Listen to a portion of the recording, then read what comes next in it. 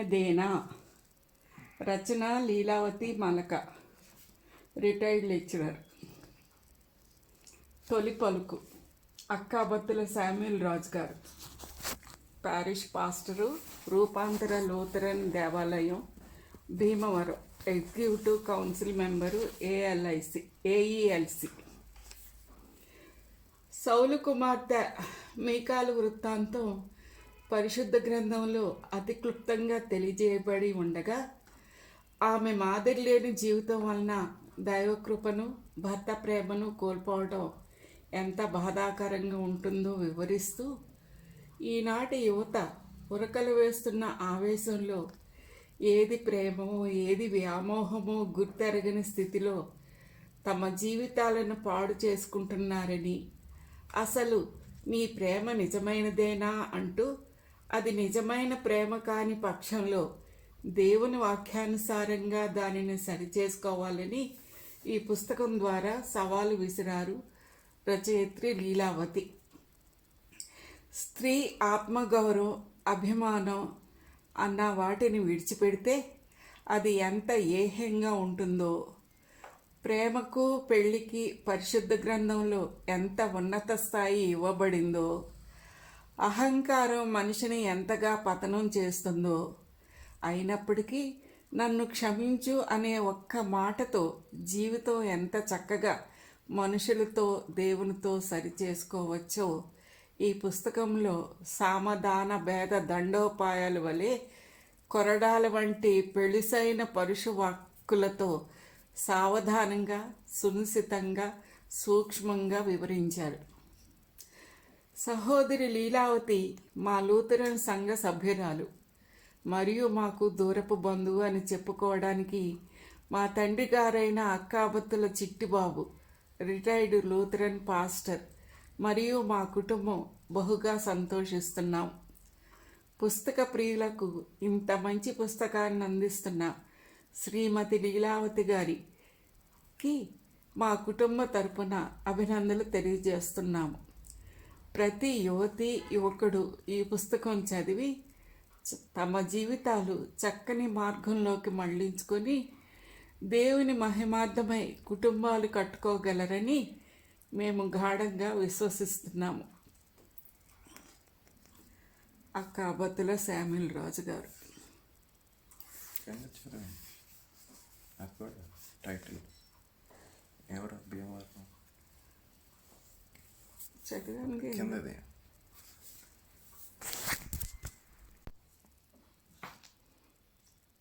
వర్తమానము. Doctor sister మరియటా Pudota, MSc MEd PhD, principal in-charge of intermediate courses,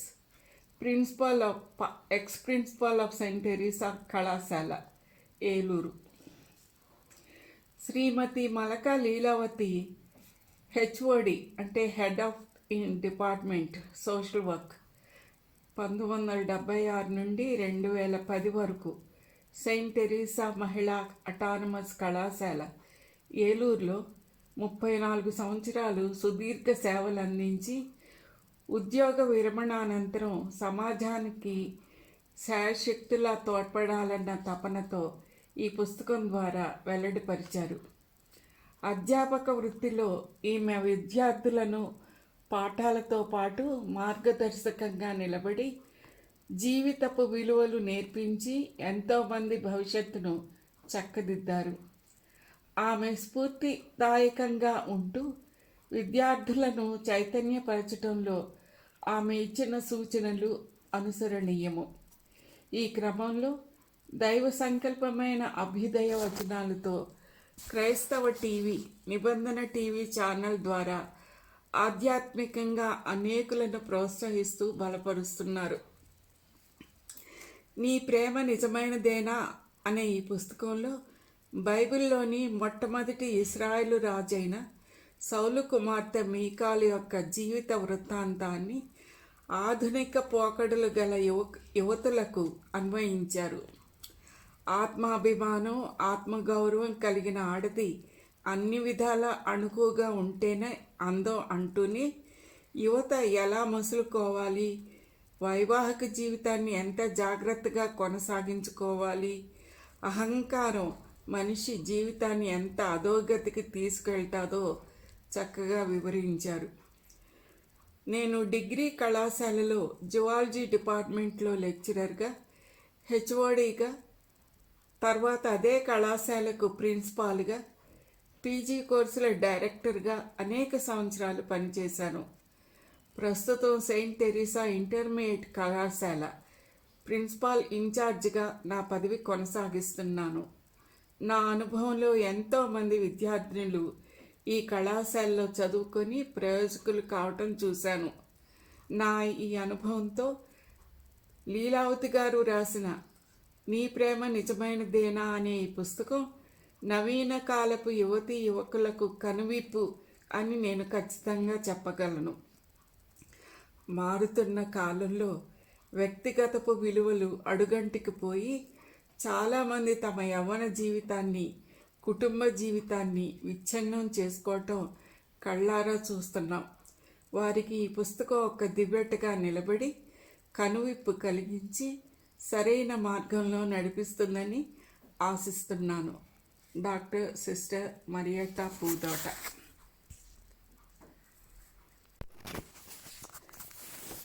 ఉపోద్ఘాతం. అనగనగా ఒక రాజు, ఆ రాజుకు ఒక రాణి అని చెప్పే కథలు వినటానికి చిన్నప్పుడు మనం చెవి కోసుకునే వాళ్ళం గుర్తుందా?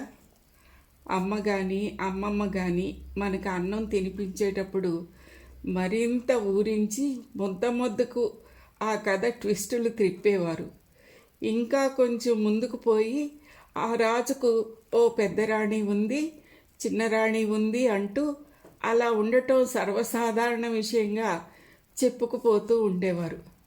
మనం నోరు వెళ్ళబెట్టుకొని నిజానికి మన నోరు వాళ్ళ వశం చేసి నోరు తెరువు అనగానే నోరు తెరిచి నోట్లో ఒక ముద్ద కుక్కి నోరు మూసుకో నవ్వులు అంటుంటే వాళ్ళు చెప్పే కథంతా గుడ్లు అప్పగించి వింటూ ఉండేవాళ్ళం. కథలేని అన్నం ముద్ద రుచించేది కాదు.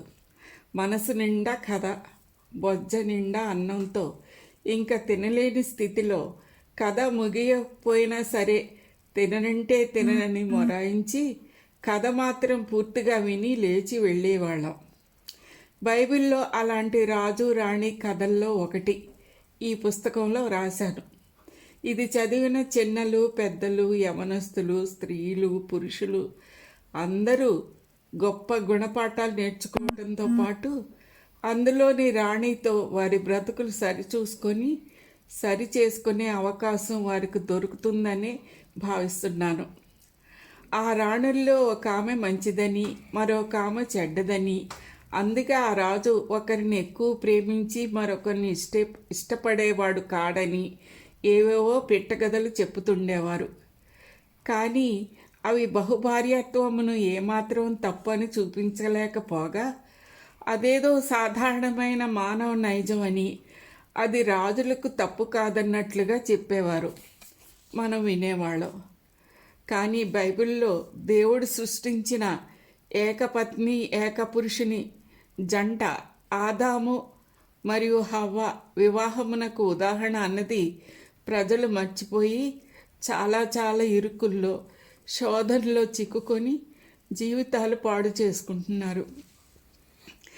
దావీదు మహారాజుని దేవుడు నా చిత్తానుసారుడైన వాడు అని అభివర్ణించారు.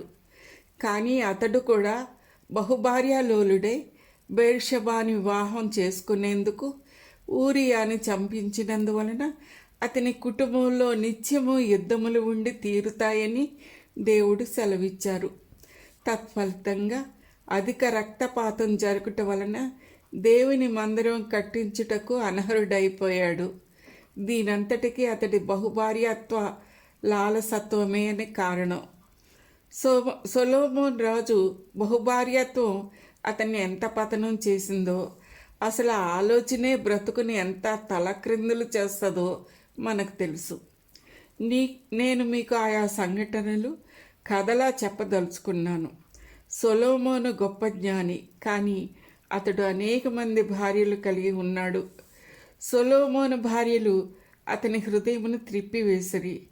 సొలొమోను వృద్ధుడైనప్పుడు అతని భార్యలు అతని హృదయమును ఇతర దేవతల తట్టు తిప్పగా అంటూ మనం 1 రాజులు 11:4 బైబిల్లో చదువుతాం. ఇప్పుడు ఈ పుస్తకంలో దావీదు రాజు మొదటి భార్యామణి జీవిత విధానం, ఆమె తొట్టుపాటులు, ఆమె శక్తియుక్తులు అన్నీ పూసగుచ్చి మీ ముందు ఉంచబోతున్నాను.